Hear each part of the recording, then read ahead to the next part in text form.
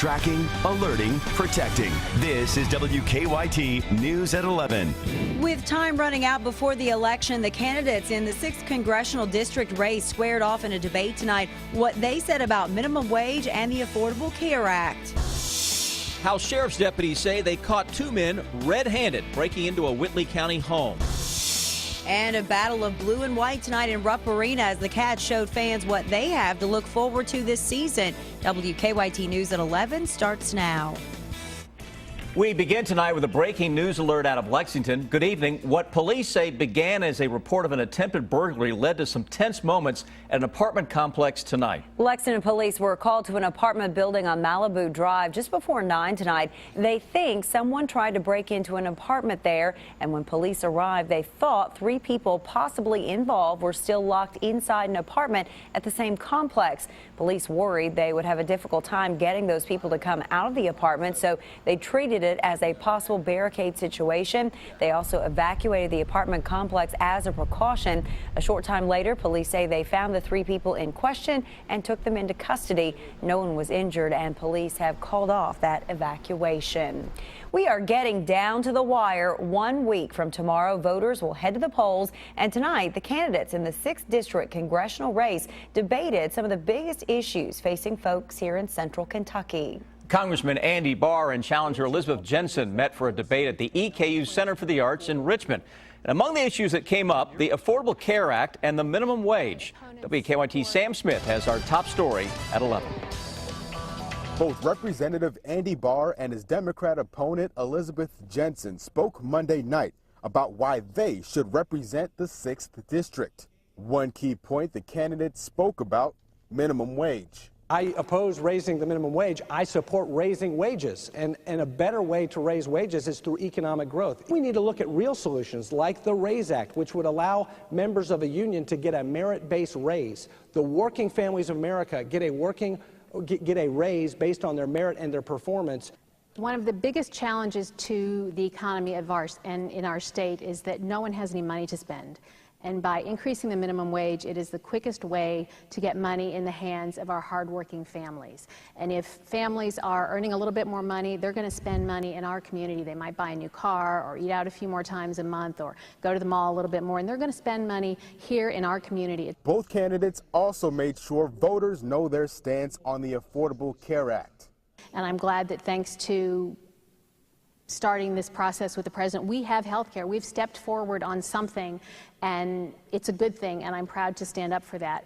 Representative Barr is against the Affordable Care Act, but says he will not let that impact his duties in office. I am ready to work with the president. I meet with the legislative liaison in the White House, and I'm willing and ready to work with the president in a bipartisan way. WKYT political editor Bill Bryant moderated the debate. He says both candidates performed well. You saw 2 different candidates who are aggressive but polite toward each other, and you got to see them answer a range of issues and talk about their different approaches they would take. In Richmond, Sam Smith, WKYT. Now, if you'd like to watch tonight's debate in its entirety, just go to our website, WKYT.com, and look for the story about the debate. Don't get used to the unseasonably warm weather we had today. Some much cooler air will soon be moving in along with some rain and storms. Meteorologist Jim Caldwell is tracking all these big changes for us. Hi, Jim. Oh, I'll tell you what, it is going to be a wild ride in the temperature department over the next several days, all the way into the weekend as well. Tonight, it is fantastic. We are running in the upper 60s, low 70s still in many locations. Look at that. 70 right now out toward Mount Sterling, 72 at the airport here in Lexington. It is very, very comfortable out there for you. A little on the breezy side, too. The winds are not quite that intense. We're talking about sustained winds anywhere from 5-10 miles per hour with a gust that will occasionally roll through that goes up 15-20 miles per hour. And that continues through the entire overnight forecast, it looks like. So just keep that in mind. Defender, calm for you at the moment, but once that frontal boundary sets its sights on Kentucky tomorrow, we'll start tracking some showers and maybe even a few thunderstorms for you. You can see some of the moisture coming together out there tonight just to our north. So let's plan your Tuesday as we look ahead. Around 62, mainly cloudy, bit of a mild start. We go through the day for you. Lunchtime, we're probably a little bit warmer, 73. And then as that cold front works its way through and the showers become a little more widespread, our temperatures drop back into the 60s. And that's just the beginning. I'll break down the real chill coming up in just a few minutes, guys. All right, Jim, thank you. Deputies say they were caught red-handed. 2 men face charges tonight accused of breaking into a Whitley County home. The Whitley County Sheriff's Office arrested 28-year-old Wilkie Murray and 31-year-old Anthony Morgan. And deputies say they've also connected Murray to another crime. WKYT's Jerica Insko is tracking this investigation tonight. For the Whitley County Sheriff's Department, Monday started off on the right foot. That's because the sheriff says they caught 2 burglars here along Highway 904. Those arrests were Saturday. The Whitley County Sheriff saying they got a tip that 28-year-old Wilkie Murray and 31-year-old Anthony Morgan were breaking into a home. They removed wire from these residents, like in this residential burglary here. They were in the process of removing the wire, copper wire, which they probably wouldn't get over $75 for it, but causing $1,000 worth of damage to it. The sheriff says that they were caught in action and Murray tried to get away while Morgan resisted arrest. But for Murray, the sheriff tells us it's not his first rodeo of burglarizing homes. He was wanted and is now charged in connection to another in this same area back in August. It was a home.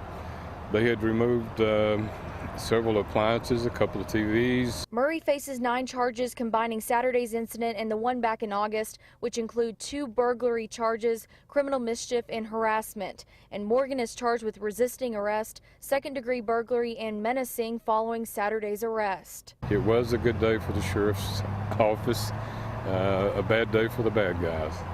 The sheriff tells us that both men are from here in the Highway 904 area. In Whitley County, Jerica Insko, WKYT.